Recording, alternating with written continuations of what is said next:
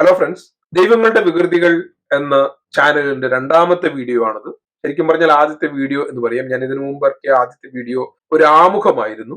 ആ ആമുഖത്തിൽ ഞാൻ പറഞ്ഞിരുന്നു ദൈവങ്ങളുടെ വികൃതികൾ എന്ന ചാനലിലെ ആദ്യത്തെ വീഡിയോ ആയിട്ട് വരുന്നത് ക്രിസ്റ്റഫർ ഹിച്ചൻസിനെ കുറിച്ചാണ്. ക്രിസ്റ്റഫർ ഹിച്ചൻസ് ആരായിരുന്നു എന്നൊരു ചെറിയ ആമുഖവും അദ്ദേഹം ആഫ്രിക്കയിലെ ഒരു കാത്തലിക് ബിഷപ്പുമായി നടത്തിയ ഒരു ഡിബേറ്റിന്റെ ആമുഖ പ്രസംഗമാണ് ഞാൻ ഇവിടെ അവതരിപ്പിക്കുന്നത്. ആ ആമുഖ പ്രസംഗത്തെ മലയാളത്തിലേക്ക് തർജ്ജമ ചെയ്ത് അവതരിപ്പിക്കുക. എനിക്ക് ഏറ്റവും ഇഷ്ടപ്പെട്ട ഒരു ആമുഖ പ്രസംഗം ആയതുകൊണ്ടാണ് ഞാൻ അതിനെ അവതരിപ്പിക്കാമെന്ന് കരുതുന്നത്. അത് പലരും ചിലപ്പോൾ കേട്ട് കാണുകയായിരിക്കും. എന്തെങ്കിലും കുറ്റങ്ങൾ ഉണ്ടെങ്കിൽ ക്ഷമിക്കുക. ഞാൻ ആദ്യത്തെ വീഡിയോയിലേക്ക് കിടക്കുകയാണ്. ഇന്നത്തെ ലോകത്തിലെ ഈ സംഭവങ്ങൾ കാണുമ്പോൾ അതൊക്കെ കൺതുറന്ന് കാണുന്ന ഒരു മനുഷ്യൻ എന്ന നിലയിൽ, എല്ലാ മനുഷ്യരെയും തുല്യതയിൽ കാണണം എന്ന് ആഗ്രഹിക്കുന്ന ഒരാളെന്ന നിലയിൽ, ശാസ്ത്ര പുരോഗതിയാണ് മനുഷ്യ പുരോഗതിക്ക് ആധാരം എന്ന് മനസ്സിലാക്കുന്ന ഒരാളെന്ന നിലയിൽ, ഒരു സ്വതന്ത്ര ചിന്തകൻ എന്ന നിലയിൽ എനിക്ക് പലപ്പോഴും പ്രതികരിക്കണം എന്ന് തോന്നിയിട്ടുണ്ട്. പലരും പറയാത്ത ചില കാര്യങ്ങളെങ്കിലും മലയാളികളോട് പറയണം എന്ന് തോന്നിയിട്ടുണ്ട്. അതുകൊണ്ടാണ് ഞാൻ ഇങ്ങനെ ഒരു ചാനൽ തുടങ്ങിയതെന്ന് എന്റെ ആമുഖ വീഡിയോയിൽ ഞാൻ പറഞ്ഞിരുന്നു. അപ്പൊ അതിൽ ആദ്യം എനിക്ക് പറയാൻ ആഗ്രഹമുള്ളത് Christopher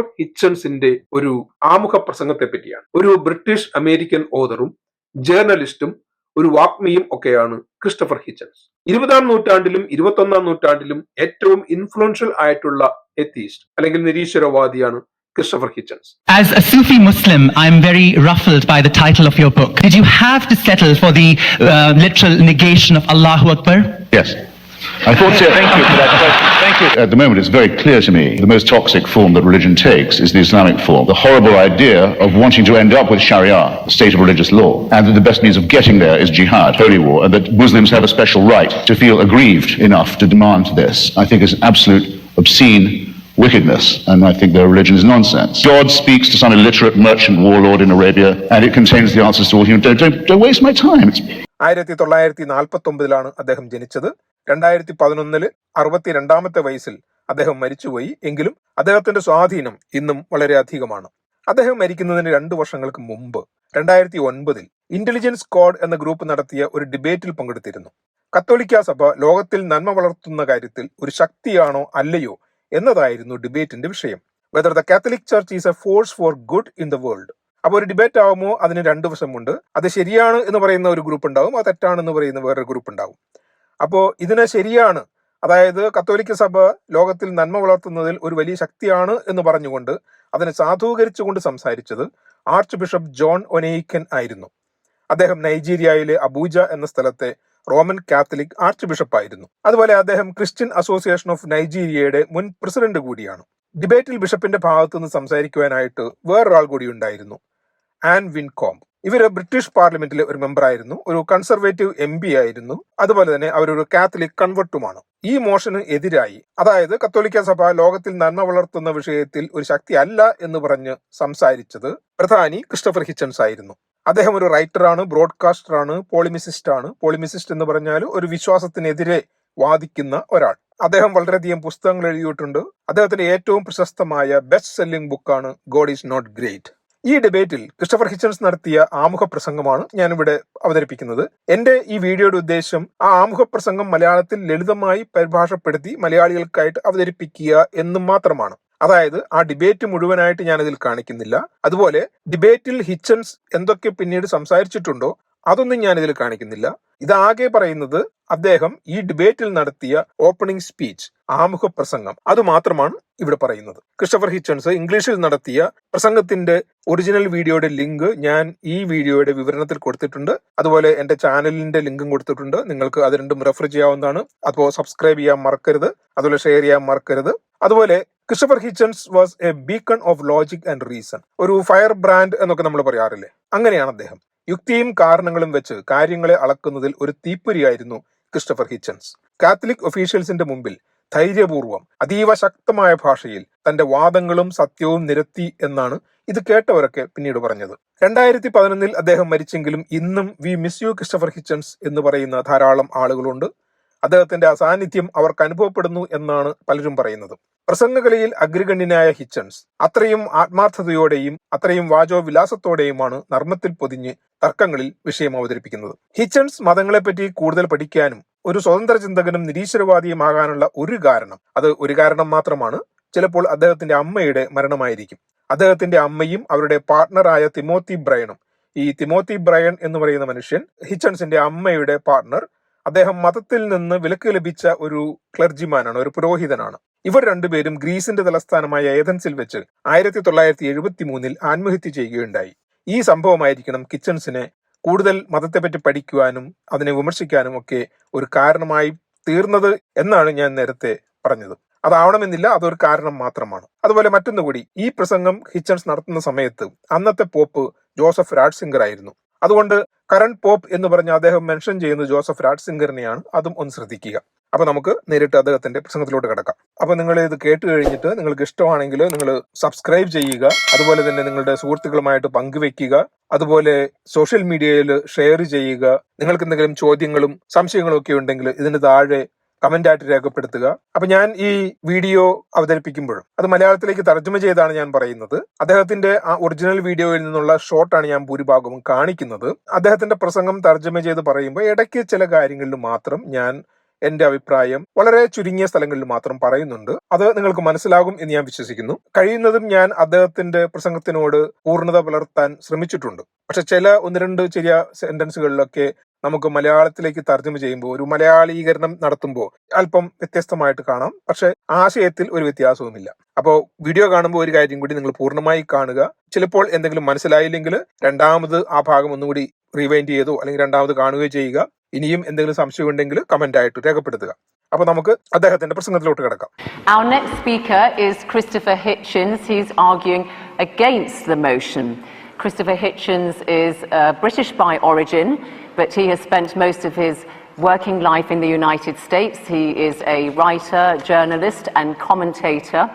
So, Christopher Hitchens, let us hear what you have to say. Your time starts now. Please make your way to the podium.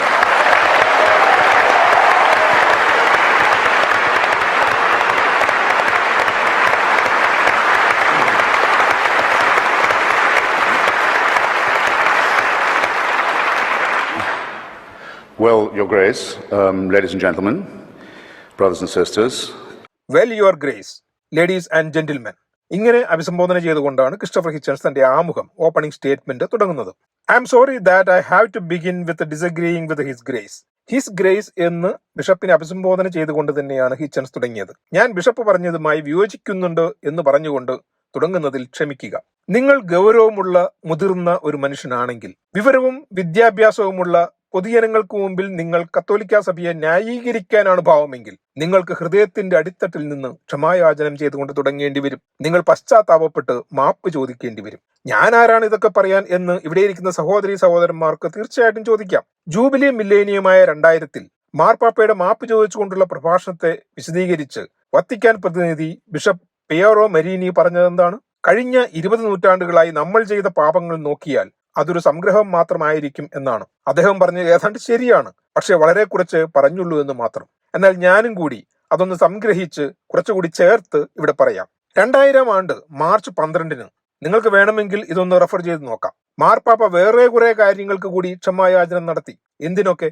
The ക്രൂസേഡ്സ്, അതായത് കുരിശുയുദ്ധം, ദ ഇൻക്വിസിഷൻസ്, അവിശ്വാസികളെ വിചാരണ ചെയ്ത് ശിക്ഷിക്കുന്ന സമ്പ്രദായം, the persecution of Jewish people, ജൂതന്മാരെ വേട്ടയാടി കൊന്നത്, ഇൻജസ്റ്റിസ് ടുവേഴ്സ് വുമൺ, സ്ത്രീകളോടുള്ള അനീതി, സ്ത്രീകൾ എന്ന് വെച്ചാൽ മനുഷ്യവംശത്തിന്റെ പകുതി വരും, അവരോടുള്ള അനീതി, and the forced conversion of indigenous people, ബലം പ്രയോഗിച്ച് പല പ്രദേശങ്ങളിലെയും സ്വദേശികളെ മതപരിവർത്തനം നടത്തിയത്, പ്രത്യേകിച്ച് സൗത്ത് അമേരിക്കയിൽ. അതിനു പുറകെ ഒരു കൂട്ടം മാപ്പ് പറച്ചിൽ. മരിച്ചുപോയ പോപ്പ് ജോൺ പോൾ നടത്തിയ മാപ്പ് പറച്ചിൽ 1 2 ഒന്നുമല്ല, 94 മാപ്പുകളാണ് അദ്ദേഹം പറഞ്ഞത്. എണ്ണി നോക്കിക്കോളൂ സംശയമുണ്ടെങ്കിൽ. 94 മാപ്പുകൾ. പരസ്യമായ മാപ്പ് പറഞ്ഞതാണത്. ചെയ്തുപോയ ക്രൂരതകൾക്ക് മാത്രമല്ല, സ്വതന്ത്ര ചിന്താഗതികൾക്കെതിരെ നടത്തിയ വിഡ്ഢിത്തത്തോടെയും സ്വയം പ്രതിരോധിക്കുവാനും നടത്തിയ തെറ്റുകൾക്ക് മാപ്പ് പറഞ്ഞത്. എന്തിനൊക്കെ? Ranging from the African slave trade apologised for in 1995. 1995 African അടിമ വ്യാപാരത്തിന് മാപ്പ് പറഞ്ഞത് തൊട്ട് സൂര്യന്റെയും ഭൂമിയുടെയും മറ്റ് ഗോളങ്ങളുടെയും കാര്യത്തിൽ ഗലീലിയോ ശരിയായിരുന്നു എന്ന് സമ്മതിച്ചത്. എന്തായാലും ഇപ്പോഴെങ്കിലും സമ്മതിച്ചത് ഒരിക്കലും സമ്മതിക്കാതിരിക്കുന്നതിലും നല്ലതാണ്. ഹിറ്റ്ലറുടെ കാര്യത്തിൽ റോമിൽ നിന്നുണ്ടായ നിശബ്ദത, അതുപോലെ 1999 മില്ലേനിയം ജൂബിലിക്ക് തൊട്ടു മുമ്പ് പ്രാഗിലെ മെയിൻ സ്ക്വയറിൽ മഹാനായ ചെക്ക് പ്രൊട്ടസ്റ്റന്റ് ഫിലോസഫർ ജാൻ ഹസിനെ ജീവനോടെ തീയിട്ട് കൊന്നതിനും മാപ്പ് പറഞ്ഞത്. പിന്നെ അക്രമം നടത്തിയതിലും പീഡിപ്പിച്ചതിലും, അതും നിയമപരമായ പീഡിപ്പിക്കൽ, പീഡനത്തെ നിയമപരമാക്കുകയും സ്ഥാപനവൽക്കരിക്കുകയും ചെയ്തതിനും 1995 റോം മാപ്പ് പറഞ്ഞു. ഇങ്ങനെ 2000 ആണ്ടിൽ തുടങ്ങിയ ഈ മാപ്പ് പറച്ചിലുകൾക്കൊക്കെ ശേഷമാണ് സാക്ക് ഓഫ് കോൺസ്റ്റാന്റിനോപ്പിളിനെ ആക്രമിച്ച് പിടിച്ചെടുത്ത് തകർത്ത് കളഞ്ഞതിന്, അതുപോലെ മസാക്കിൾ ഓഫ് ബൈസാന്റിയൻ ക്രിസ്ത്യാനിറ്റി 1204 ഏപ്രിലിൽ 4ാം കുരിശുയുദ്ധത്തിന്റെ പേരിൽ ബൈസാന്റിയൻ ക്രിസ്ത്യാനികളെ കൂട്ടക്കൊല ചെയ്തതിന്, ഇതിനൊക്കെയാണ് അദ്ദേഹം മാപ്പ് പറഞ്ഞത്. എല്ലാ ഈസ്റ്റേൺ ക്രിസ്ത്യാനികളെയും അവിശ്വാസികളെന്ന് വിളിച്ച് വെറുത്തിരുന്നത് അവസാനിപ്പിച്ചത് എന്നാണ് 1964 മാത്രം. അതുപോലെ 2ാം ലോക മഹായുദ്ധത്തിന്റെ കാലത്ത് ബാൾക്കൻ ഭാഗത്തുള്ള സെർബിയൻ ഓർത്തഡോക്സ് ക്രിസ്ത്യാനികളെ കൊന്നൊടുക്കിയതിലും നിർബന്ധമായി മതപരിവർത്തനം നടത്തിയതിലും പോപ്പ് ദുഃഖം രേഖപ്പെടുത്തിയിരുന്നു. ഈ പട്ടിക ഇവിടെ തീരുന്നില്ല. ചെറുതാണെങ്കിലും എടുത്തു പറയേണ്ട വേറെ കുറെ കാര്യങ്ങൾ കൂടിയുണ്ട്. ഒരു തെറ്റായ മനസാക്ഷിയുടെ തുറന്നു പറച്ചിൽ ആവശ്യമാണ്. അതില് rape and torture of orphans and other childrens in church run schools in almost every country on earth. Ireland മുതൽ ഓസ്ട്രേലിയ വരെയുള്ള ലോകത്തിലെ ഓരോ രാജ്യത്തിലും സഭ നടത്തുന്ന സ്കൂളുകളിൽ അനാഥരുടെയും മറ്റു കുട്ടികളുടെയും ബലാത്കാരവും പീഡനവും, ഇതിലൊക്കെ ഒരു പുനഃപരിശോധന ഉണ്ട് എന്നറിയുന്നതിൽ വളരെ സന്തോഷമുണ്ട് എനിക്ക്. അതുപോലെ ഹെല്ലിഷ് ഡോക്ട്രിൻ ഓഫ് ലിംബോ, പൈശാചികമായ മറക്കപ്പെട്ട സ്ഥലം എന്ന തിയറി, ഞാൻ ആ വാക്ക് ശ്രദ്ധിച്ചു തന്നെയാണ് ഇവിടെ ഉപയോഗിക്കുന്നത്. മാമോദീസ സ്വീകരിക്കാത്ത കുട്ടികളുടെ ആത്മാക്കളെ പറഞ്ഞയക്കുവാനുള്ള ഈ തിയറി ക്രൂരവും വിഡ്ഢിത്തവുമാണ്. ഞാനിവിടെ ഒരു വാക്ക് ആഡ് ചെയ്തോട്ടെ, ഹെല്ലിഷ് ഡോക്ട്രിൻ ഓഫ് ലിംബോ. ഹെല്ലിഷ് എന്നത് ഹിച്ചൺസിന്റെ ഒരു അഡീഷൻ ആണ്. ഡോക്ട്രിൻ ഓഫ് ലിംബോ എന്ന തിയറി, ലിംബോ എന്ന് പറയുന്നത് മറക്കപ്പെട്ട സ്ഥലം എന്നാണ്. അത് ശുദ്ധീകരണ സ്ഥലം അല്ലെങ്കിൽ പെർഗേറ്ററി ഒന്നുമല്ല. പണ്ട്, അതായത് കുറെ നാൾക്ക് മുമ്പ്, ഇപ്പോഴും അത് കംപ്ലീറ്റ് ആയിട്ട് അത് മാറ്റിയിട്ടില്ല, പക്ഷെ അത് പഠിപ്പിക്കുന്നില്ല. ലിംബോ എന്ന് പറഞ്ഞ ഒരു തിയറി ഉണ്ടായിരുന്നു. അതായത് മാമോദീസ കഴിയാതെ കുട്ടികൾ മരിച്ചു പോവുകയാണെങ്കിൽ, അതുപോലെ തന്നെ ക്രിസ്തുവിന് മുമ്പ് മരിച്ച നല്ല മനുഷ്യരൊക്കെ ഉണ്ടെങ്കിൽ ഇവരൊക്കെ ചെന്നെത്തുന്നു എന്ന് വിശ്വസിക്കപ്പെടുന്ന കത്തോലിക്ക സഭ പഠിപ്പിച്ചിരുന്ന നരകത്തിനും സ്വർഗത്തിനും ഇടയിലുള്ള ഒരു സ്ഥലം, അതാണ് ലിംബോ, മറക്കപ്പെട്ട സ്ഥലം. അതിനെയാണ് ഇവിടെ Christopher Hitchens the hellish doctrine of limbo എന്ന് പറഞ്ഞിരിക്കുന്നത്. ഞാൻ അദ്ദേഹത്തിന്റെ പ്രസംഗം തുടരുകയാണ്. ഇത്രയും നാളും കത്തോലിക്കരായ മാതാപിതാക്കളെ അവരുടെ മാമോദീസ സ്വീകരിക്കാത്ത കുട്ടികളുടെ ആത്മാക്കൾ ഇങ്ങനെ പീഡിപ്പിക്കപ്പെടുന്ന ഒരു സ്ഥലത്തേക്കാണ് പോകുന്നതെന്ന് നിങ്ങൾ പഠിപ്പിച്ചുകൊണ്ടിരുന്നു. ഇപ്പോൾ സെന്റ് അഗസ്റ്റിൻ സാഡിസത്തിന്റെ ഈ കഷ്ണവും പുനഃപരിശോധനയിലാണ്. എനിക്കും ചില നിർദ്ദേശങ്ങളൊക്കെയുണ്ട്. ഉദാഹരണത്തിന്, ജർമ്മനിയിൽ അഡോൾഫ് ഹിറ്റ്ലറുമായി ഉണ്ടാക്കിയ കോൺകോർഡിയ ട്രീറ്റി നിങ്ങൾ പിൻവലിക്കണം. ആ ട്രീറ്റിയിലാണ് ഹിറ്റ്ലറും കത്തോലിക്ക സഭയും ഹിറ്റ്ലറുടെ നാസി പാർട്ടിക്ക് മത്സരിക്കുവാൻ വേണ്ടി ജർമ്മനിയിലെ കാത്തലിക് സെന്റർ പാർട്ടിയെ പിരിച്ചുവിട്ട് പകരം പള്ളിക്ക് ജർമ്മനിയിലെ വിദ്യാഭ്യാസത്തിന്റെ പൂർണ്ണ ചുമതല വിട്ടുകൊടുക്കുന്ന ഉടമ്പടി ഒപ്പുവെച്ചത്. അതുപോലെ നിങ്ങളുടെ സ്ഥാനത്ത് ഞാനാണെങ്കിൽ ഫാസിസ്റ്റ് ഏകാധിപതിയായ മുസോളിനിയുമായി ഉണ്ടാക്കിയ കരാർ ഒപ്പുവെച്ചതിന് മാപ്പ് പറയും. അതുപോലെ തന്നെ നാസി പപ്പറ്റ് സ്റ്റേറ്റ് ആയ സ്ലോവാക്യയുടെ തലവൻ ഫാദർ ടീസോയുടെ കാര്യം ഞാൻ പുനഃപരിശോധിക്കും. ആ മനുഷ്യൻ നിങ്ങളുടെ സഭയിലെ ഒരു പുരോഹിതനായിരുന്നു. അതുപോലെ ക്രൊവേഷ്യൻ ഫാസിസ്റ്റ് പപ്പറ്റ് സ്റ്റേറ്റ് ഭരിച്ചിരുന്ന ആന്റി പാവ്ലച്ച് ജനറൽ ഫ്രാങ്കോയുടെയും ഏകാധിപതിയായ അന്റോണിയോ സലസറിന്റെയും പൂർണ്ണ സംരക്ഷണയിലായിരുന്നു. ജർമ്മനിയിലെ കാത്തലിക് സഭ ഹിറ്റ്ലറുടെ മരണം വരെ ഓരോ വർഷവും അൾത്താരയിൽ വെച്ച് ഹിറ്റ്ലറുടെ ജന്മദിനം ആഘോഷിക്കുന്നതിന് റോമിനോട് അനുമതി ചോദിച്ചിട്ടുണ്ടാകും എന്ന് ഞാൻ കരുതുന്നില്ല. അതിനും നിങ്ങൾ മാപ്പ് പറയേണ്ടി വരും. വളരെ സീരിയസ് ആയിട്ടുള്ള കാര്യങ്ങൾ തന്നെയാണ് ഇതൊക്കെ. കാത്തലിക് ചാരിറ്റികൾ വല്ലപ്പോഴും നടത്തുന്ന പ്രവർത്തനങ്ങളുടെ പേരിൽ ഇതൊന്നും ചിരിച്ചു തള്ളിക്കളയാവുന്നതല്ല. ഈ മാപ്പ് പറച്ചിലേക്ക് മാത്രമായിട്ടല്ല ഞാൻ നിങ്ങളുടെ ശ്രദ്ധ ക്ഷണിക്കുന്നത്, മറിച്ച് ഇതിൽ നിന്നുള്ള ഒഴിഞ്ഞുമാറലും അതിനെ മയപ്പെടുത്തി ചെറുതാക്കി കളയുന്നതിലേക്കുമാണ്. ചില സമയത്ത് തന്ത്രപരവും കാര്യങ്ങളുമൊക്കെ മയപ്പെടുത്തി കാണുന്ന ഒരു രീതിയുമാണ് ഇവർ കൈക്കൊണ്ടിരുന്നത്. കത്തോലിക്കർ ക്രിസ്തുവിന്റെ വികാരിയായി കാണുന്ന ഇപ്പോഴത്തെ മാർപ്പാപ്പ ജോസഫ് രാറ്റ്സിംഗർ ബ്രസീലിലെ ആദിവാസികളായ ഇന്ത്യക്കാർ മതപരിവർത്തനത്തിനിടെ കൂട്ടക്കൊല ചെയ്യപ്പെട്ടതിനെ കുറിച്ച് എന്താണ് പറഞ്ഞത്? അവരോട് മാപ്പ് പറഞ്ഞതിന് ശേഷം അദ്ദേഹം പറഞ്ഞത്, മതപരിവർത്തനം നടത്തുന്നതിന് മുമ്പായി ബ്രസീലിലെ തദ്ദേശീയരായവർ ഇത്രയും നാളും സഭയുടെ വരവിന് വേണ്ടി കാത്തിരിക്കുകയായിരുന്നു അത്രേ. ഇത് മനസ്സിൽ തട്ടിയുള്ള ഒരു മാപ്പ് പറച്ചിലാണെന്ന് എനിക്ക് തോന്നുന്നില്ല. നിങ്ങൾക്ക് തോന്നുന്നുണ്ടോ? അദ്ദേഹത്തിന്റെ ചില പ്രസ്താവനകളിലൊന്ന് കാത്തലിക് ഇൻസ്റ്റിറ്റ്യൂഷൻസിലെ കുട്ടികളെ ദുരുപയോഗം ചെയ്യുന്നതിനെയും അവർക്ക് നേരെയുള്ള ബലാത്കാരത്തെയും പീഡനത്തെയും സ്ഥാപനവൽക്കരിച്ചതിനെ പറ്റിയാണ്. അദ്ദേഹത്തിന്റെ പ്രസ്താവനയിൽ പറഞ്ഞത്, സഭയുടെ അക്രമങ്ങൾക്ക് ഇരയായവർക്ക് സ്നേഹത്തോടെയുള്ള സഭയുടെ പരിലാളനം ലഭിക്കുമെന്നാണ്. ഞാൻ അതിൽ ദുഃഖിക്കുന്നു. അവർക്ക് ഇപ്പോൾ തന്നെ ആവശ്യത്തിന് സ്നേഹപരിലാളനകളൊക്കെ ലഭിക്കുന്നുണ്ട്. നിങ്ങൾ ചെയ്ത ഭീകരമായ തെറ്റുകളുടെ ഫലമായാണ് ഈ ചുമതല സ്വയം ഏറ്റെടുക്കുന്നത് എന്ന് സമ്മതിക്കുവാനുള്ള ഒരു ഉത്തരവാദിത്വം മുതിർന്നവരായ നിങ്ങൾക്കില്ല. കുട്ടികളെ പീഡിപ്പിക്കുന്നത് സ്ഥാപനവൽക്കരിച്ചു എന്ന് ഞാൻ പറയുമ്പോൾ അതെങ്ങനെയാണെന്ന് എനിക്ക് തെളിയിക്കാൻ കഴിയും. ഓ വെൽ, ഞാൻ ഇവിടെ ഇരിക്കുന്ന ബിഷപ്പിനോട് തന്നെ ചോദിക്കാം. എവിടെയാണ് കർദിനാൾ ബെർനാഡ് ലോ? എവിടെയാണ് അദ്ദേഹം? ബോസ്റ്റണിലെ കർദിനാൾ ആർച്ച് ബിഷപ്പ് എവിടെയാണ്? ആർച്ച് ബിഷപ്പിന്റെ രാജി റോമിൽ നിന്ന് ആവശ്യപ്പെട്ടു. സഭയിലെ 50 അംഗങ്ങളും മസാച്ചുസെറ്റ്സിലെ മൊത്തം വിശ്വാസികളും അദ്ദേഹത്തിന്റെ വിചാരണ തരം താഴ്ത്തി കളഞ്ഞു. അവർക്ക് വേണ്ടിയിരുന്നത് അദ്ദേഹത്തിന്റെ പ്രൊമോഷനാണ്, അദ്ദേഹത്തിന്റെ സംരക്ഷണമാണ്, ചെയ്ത കാര്യങ്ങളുമൊക്കെ മൂടിവെക്കലാണ്. ഇപ്പോൾ ആ ആർച്ച് ബിഷപ്പ് മസാച്യുസെറ്റ്സിൽ ഇല്ല. കുട്ടികൾക്കെതിരെ അക്രമം നടത്തിയതിന് വിചാരണ നേരിടേണ്ട ആർച്ച് ബിഷപ്പ് ഇപ്പോൾ റോമിലെ സാന്റാ മരിയ മജോറി ചർച്ചിന്റെ പ്രധാന വികാരിയാണ്. Shame shame. മാർപ്പാപ്പ വ്യക്തിപരമായി അപ്പോയിന്റ് ചെയ്തതാണത്. മനുഷ്യവംശത്തിന് സങ്കല്പിക്കാൻ കഴിയാത്തത്ര വൃത്തികെട്ട കുറ്റം ചെയ്ത ആ മനുഷ്യനാണ് 2005 നീതിയിൽ നിന്ന് ഒളിച്ചോടിയ ആ മനുഷ്യനാണ് കോൺക്ലേവിൽ വോട്ട് ചെയ്ത് ക്രിസ്തുവിന്റെ അടുത്ത പ്രതിനിധിയെ തിരഞ്ഞെടുക്കുന്നത്. ഇതൊരു ലജ്ജാവഹമായ അവസ്ഥയാണ്. യാഥാർത്ഥ്യവുമായി അല്പമെങ്കിലും അടുത്തു വരുന്ന രീതിയിൽ കാര്യങ്ങളൊക്കെ നടന്നു കാണാൻ എനിക്ക് ആഗ്രഹമുണ്ട്.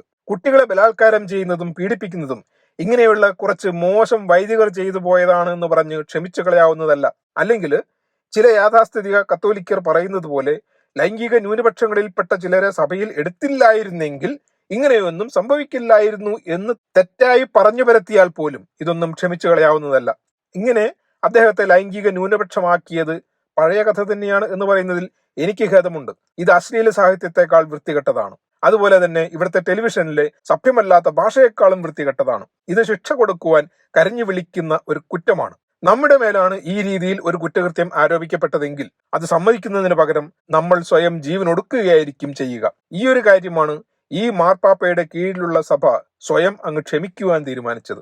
1964 വരെ ആന്റി സെമിറ്റിസം, അതായത് ജൂതവിരോധം, സഭയുടെ ഒരു ഔദ്യോഗിക പ്രമാണമായി തന്നെ പഠിപ്പിച്ചിരുന്നു. ഓസ്ട്രിയയിലും ബവേറിയ ആൻഡ് പോളണ്ട്, ലിത്വേനിയയിലുമൊക്കെ ഉള്ള ജനങ്ങളുടെ ചിന്താഗതിയെ നിയന്ത്രിക്കുന്നതിൽ ഇതിനെന്തെങ്കിലും കൈയുണ്ടാകും എന്ന് നിങ്ങൾ ചിന്തിക്കുന്നുണ്ടോ? ജൂതവംശത്തെ മുഴുവൻ നസ്രായനായ യേശുവിന്റെ രൂപത്തിൽ വന്ന ദൈവത്തിന്റെ കൊലയാളികളായിട്ടാണ് നിങ്ങൾ ആരോപിച്ചിരുന്നത്. 1964 വരെ ഈ ശാപം, ഈ ബഹിഷ്കരണം നിങ്ങൾ മാറ്റിയിരുന്നില്ല. ഈ സഭയ്ക്ക് എങ്ങനെയാണ് തങ്ങൾ സദാചാരത്തിൽ മുന്നിലാണെന്ന് പറയാൻ കഴിയുന്നത്? സാധാരണ ജനങ്ങൾക്ക് മനസ്സിലാകുന്ന സദാചാരവും ധാർമ്മിക ബോധവും ഇവരെങ്ങനെയാണ് അറിയാതെ പോകുന്നത്? എന്നിട്ടും നേരെ ചൊവ്വേ മാപ്പ് പറയാൻ പോലും അവർക്ക് കഴിയുന്നില്ല. അതെന്തുകൊണ്ടാണെന്ന് സഭയുടെ തന്നെ ഈ ലേഖനം കോട്ട് ചെയ്ത് ഞാൻ തന്നെ പറയാം.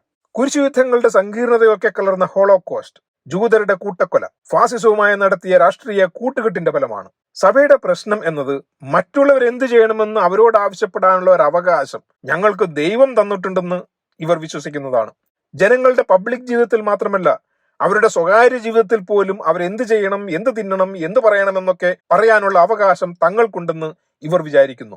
ഈ കപടമായ അടിസ്ഥാനമില്ലാത്ത അവകാശവാദം മാറുന്നതുവരെ, അത് മാറ്റുന്നതുവരെ ഈ അക്രമങ്ങൾ നടന്നുകൊണ്ടേയിരിക്കും.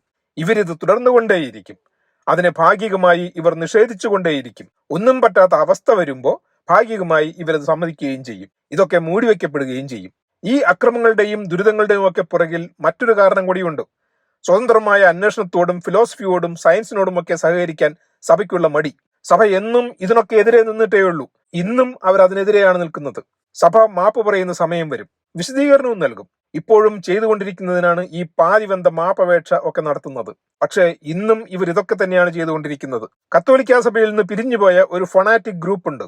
ഒരു ഫൊണാറ്റിക് ഹിസ്റ്റീരിയ ബ്രേക്ക്വേ സെക്ട് ഉണ്ടാക്കിയ റോജർ വില്യംസ്. ആ റോജർ വില്യംസിനെ ബിഷപ്പായി രണ്ടാമതും അവരോധിച്ചത് കത്തോലിക്ക സഭയാണ്. അർജന്റീനയിൽ ഒളിച്ചു കഴിഞ്ഞിരുന്ന റോജർ വില്യംസ് ഹോളോകോസ്റ്റ് നടന്നിട്ടില്ലെന്നും ജൂതന്മാരാണ് യേശുവിനെ കൊന്നതെന്നും ആണ് പറഞ്ഞുകൊണ്ടിരുന്നത്. അദ്ദേഹത്തെയും കൂടെയുള്ള കുറെ പേരെയും കുറച്ചു വർഷങ്ങളിലേക്ക് കത്തോലിക്ക സഭ എക്സ്കമ്മ്യൂണിക്കേറ്റ് ചെയ്യുകയുണ്ടായി. പക്ഷേ ജോസഫ് റാറ്റ്സിംഗർ ചെയ്തത് എന്താണ്? ആ മനുഷ്യനെ സഭയിലേക്ക് തിരിച്ച് ക്ഷണിച്ചു വരുത്തുകയാണ് ഉണ്ടായത്. എന്നിട്ട് ആ നുണയനെ, ആ ഫ്രോഡിനെ, ആ റേസിസ്റ്റ് മനുഷ്യനെ സഭയുടെ യൂണിറ്റി എന്ന് പറഞ്ഞ് വീണ്ടും സഭയിൽ കയറ്റി. ഇതൊരു അപവാദമൊന്നുമല്ലേ? ആഫ്രിക്കയിലെ ഏറ്റവും കൂടുതൽ കത്തോലിക്കരുള്ള റുവാണ്ടയിൽ എന്താണ് സംഭവിച്ചത്? അതിന് ക്ഷമായാചനം ഉണ്ടാകും എന്ന് ഞാൻ കരുതുന്നു. ജനങ്ങളെ, അവരുടെ സഹോദരീ സഹോദരന്മാരെ കൊന്നുതള്ളുന്നതിന് ബലിപീഠത്തിൽ നിന്നും സഭയുടെ റേഡിയോ സ്റ്റേഷനുകൾ വഴിയും ന്യൂസ് പേപ്പറുകൾ വഴിയും പ്രേരണ നൽകിയതിന് അവിടെയുള്ള പുരോഹിതന്മാരും കന്യാസ്ത്രീകളും ബിഷപ്പുമാരും കോടതി കയറുകയാണ്. ഇതൊക്കെ കണ്ട് റോം മിണ്ടാതിരിക്കുന്നു. റുവാണ്ടയിലെ എല്ലാവർക്കും ഇതറിയാം. ഇതിന് ഇന്ന് വരെ മാപ്പ് ചോദിക്കാൻ ഇവർക്ക് കഴിഞ്ഞിട്ടില്ല. ഇനി ആഫ്രിക്കയിലെ കാര്യം തുടരുകയാണെങ്കിൽ, എയ്ഡ്സിനെ പറ്റി നിങ്ങൾക്കറിയാം. എയ്ഡ്സിനെ പറ്റി എന്താണ് കത്തോലിക്ക സഭ അവരോട് പറഞ്ഞത്? ഒരു അസുഖം എന്ന നിലയിൽ എയ്ഡ്സ് മോശമാണ്, വളരെ മോശമാണ് എന്ന് പറഞ്ഞ്, പക്ഷേ അത് കോണ്ടം പോലെ അത്ര മോശമല്ല, കോണ്ടം പോലെ അത്ര അസാൻമാർഗികമല്ല എന്ന് പറഞ്ഞത് തെറ്റാണെന്ന് ഒരു ദിവസം നാണം കെട്ട് നിങ്ങൾക്ക് സമ്മതിക്കേണ്ടി വരും.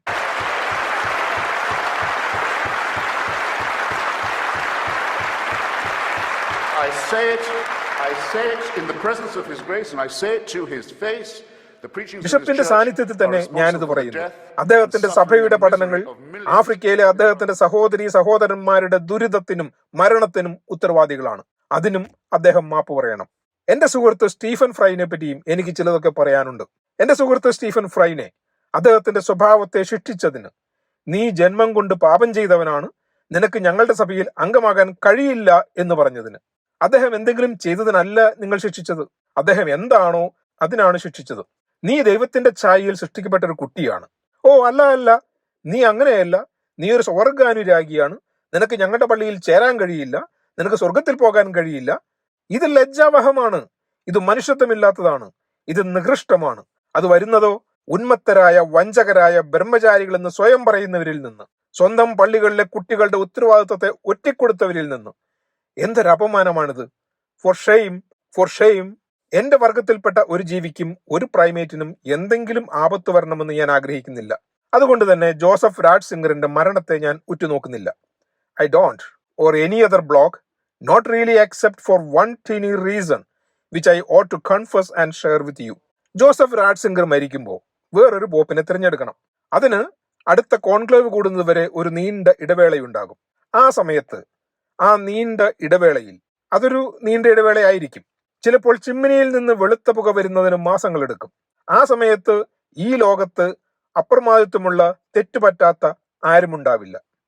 Isn't it very nice? അത് നല്ലതായിട്ട് നിങ്ങൾക്ക് തോന്നുന്നില്ലേ?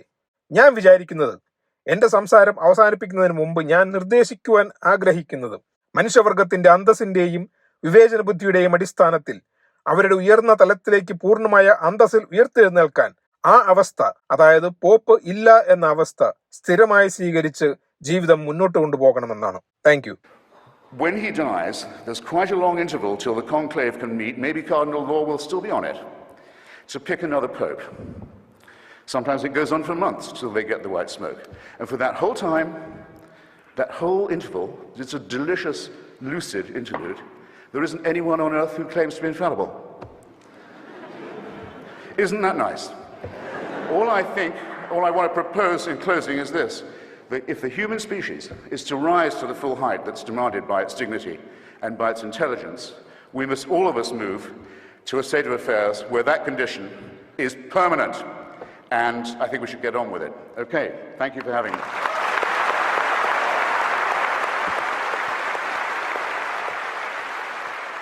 അപ്പോൾ ഇത്രയും നേരം പറഞ്ഞത് ഇതാണ് ക്രിസ്റ്റഫർ ഹിച്ചൻസിന്റെ ആമുഖ പ്രസംഗം. അതിന്റെ അവസാന ഭാഗത്ത് അദ്ദേഹം പറയുന്നത്, ജോസഫ് രാറ്റ്സിംഗറിന്റെ മരണശേഷം പുതിയ പോപ്പിനെ തിരഞ്ഞെടുക്കുന്നതിന് മുമ്പ് കുറച്ച് സമയമുണ്ടാകും, ഒരു ഇടവേള. അത് ചിലപ്പോൾ ഒരു നീണ്ട ഇടവേളയായിരിക്കും, മാസങ്ങളോളം എടുക്കും. ആ സമയത്ത് ഈ സഭയെ നിയന്ത്രിക്കുന്ന, എല്ലാവരെയും നേരെ നടത്തുന്ന ആ ഒരു വൺ പേഴ്സൺ, ദൈവം തിരഞ്ഞെടുത്ത അങ്ങനെ അപ്രമാദിത്വമുള്ള ഒരു പേഴ്സൺ ഈ ലോകത്തില്ല. അപ്പൊ അദ്ദേഹം പറഞ്ഞത്, ഈ ലോകത്തിന്റെ നന്മയ്ക്ക് വേണ്ടി നിങ്ങൾ ആ ഒരു അവസ്ഥ, അങ്ങനെ ഒരു അപ്രമാദിത്വമുള്ള ഒരു മനുഷ്യൻ ഇല്ലാത്ത അവസ്ഥ, അതെന്തുകൊണ്ട് അങ്ങ് കണ്ടിന്യൂ ചെയ്തുകൂടാ എന്നാണ്. എന്തിനാണ് നിങ്ങൾ വേറൊരു പോപ്പിനെ തിരഞ്ഞെടുക്കുന്നത്? പോപ്പ് ഇല്ലാത്ത സമയത്ത് ഇവിടെ ഒന്നും സംഭവിക്കുന്നില്ല, ലോകം അതിൻ്റെതായ രീതിയിൽ പോകുന്നുണ്ട്, ആർക്കും ഒന്നും സംഭവിക്കുന്നില്ല, പിന്നെ നിങ്ങൾക്ക് എന്തിനാണ് ഒരു പോപ്പ് എന്നാണ് അദ്ദേഹം ചോദിക്കുന്നത്. അപ്പം ഞാൻ അതിനെ ഒന്ന് വിശദീകരിച്ചു എന്നേ ഉള്ളൂ. അപ്പൊ ഇതാണ് ആദ്യം എനിക്ക് എന്റെ ഈ ചാനലിൽ അവതരിപ്പിക്കാൻ ആഗ്രഹമുണ്ടായിരുന്ന വീഡിയോ. അപ്പൊ ഇനി മുതൽ നമുക്ക് കറണ്ട് അഫയേഴ്സിലേക്കും മറ്റ് ദൈവങ്ങളിലേക്കും ഒക്കെ കടക്കാം. ഈ വീഡിയോ നിങ്ങൾക്ക് ഇഷ്ടപ്പെട്ടിട്ടുണ്ടെങ്കിൽ ചാനൽ സബ്സ്ക്രൈബ് ചെയ്യുക, അതുപോലെ ഷെയർ ചെയ്യുക. നിങ്ങൾക്ക് എന്തെങ്കിലും ചോദ്യങ്ങളുണ്ടെങ്കിൽ കമന്റ് ചെയ്യുക. സമാന ചിന്താഗതിക്കാരുമായിട്ട് ഇത് പങ്കുവയ്ക്കുക. അപ്പൊ നമുക്ക് അടുത്ത വീഡിയോ കാണുന്നതുവരെ തൽക്കാലത്തേക്ക് stay safe, take care and by.